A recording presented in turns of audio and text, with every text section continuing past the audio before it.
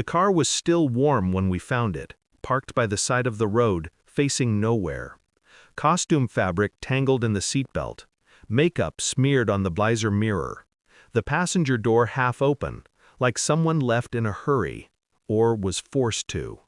The air smelled of wet leaves and gasoline, October's quiet rot.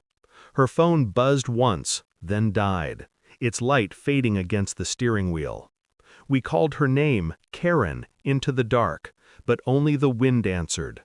No struggle, no footprints, just the hollow echo of absence. Halloween night had ended hours ago, but something about the scene still felt dressed up, too neat, too rehearsed. And I remember thinking, monsters don't hide under beds. They wait in driveways. I started with what was left behind: a car, a purse, a marriage. The husband said he'd been asleep. The kids were upstairs.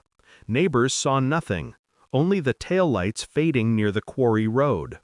Her last text read, "Be home soon." She never made it. The case moved slow. Too many whispers, not enough proof. Someone scrubbed the trail clean, deleted messages, adjusted clocks, rewrote timelines like a story no one wanted told. I revisited the car every night that week. There was something about it, a faint trace of cologne under the scent of decay. Not hers, not random. A security camera caught a shadow, one frame, 1 second. A figure in a hoodie leaning into her car window. Too tall to be her, too familiar to be a stranger. That's when I stopped looking for evidence and started listening for lies. In small towns, people talk, but never tell. Every smile hides an alibi, every handshake a secret. Karen wasn't perfect. No one is. There were rumors about a man she met at the gym, late-night calls, messages that vanished. But affairs don't bury bodies. Obsession does. Her husband played the grieving part well, the tears, the interviews, the trembling voice. But his eyes told a different story, relief dressed as sorrow. And when I asked to see his phone, he hesitated just a second too long. That pause, that single second, is where truth lives. Then came the small things. A neighbor saw him burning clothes behind the shed. A receipt for bleach bought at midnight. A scratch on his wrist that wasn't there the day before. Still, nothing concrete. No weapon, no witness. Just the growing sense that the man crying on television already knew where she was. At night, I'd replay the scene in my head.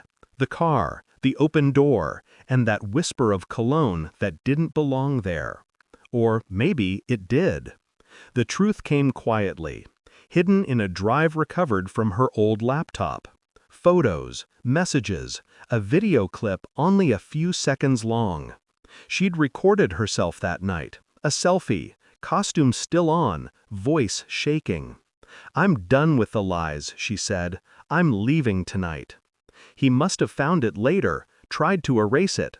But files, like guilt, never truly disappear. The timestamp matched the moment her phone died.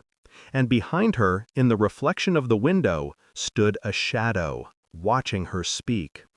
When I showed him the footage, he didn't blink, didn't flinch, just stared at the screen like it was a memory he'd already lived through. He said she was driving to meet someone else. He said he found the car empty. He said a lot of things, none of them true. We traced the soil on his tires to the riverbank. Found the tarp 2 feet under mud and leaves. Her costume still inside, still glittered under flashlight beams. It wasn't rage, it wasn't impulse. It was control, pure, deliberate control. He couldn't stand the thought of her leaving, so he made sure she never would. I didn't arrest him right away. Justice should never feel rushed, it should feel inevitable. We waited until the cameras were rolling, reporters watching, his mask still perfectly in place. Then I handed him the photo. Karen's last image. Her eyes staring straight through the lens.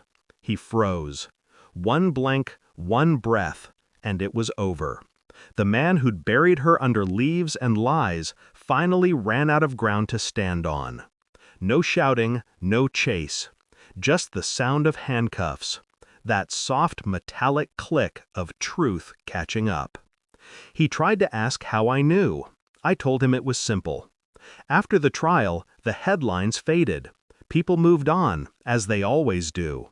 The town went back to its silence, but I never did. Sometimes I drive past the spot where we found her car. Same road, same trees, different kind of quiet. I think about how easy it is to disappear when love turns into ownership.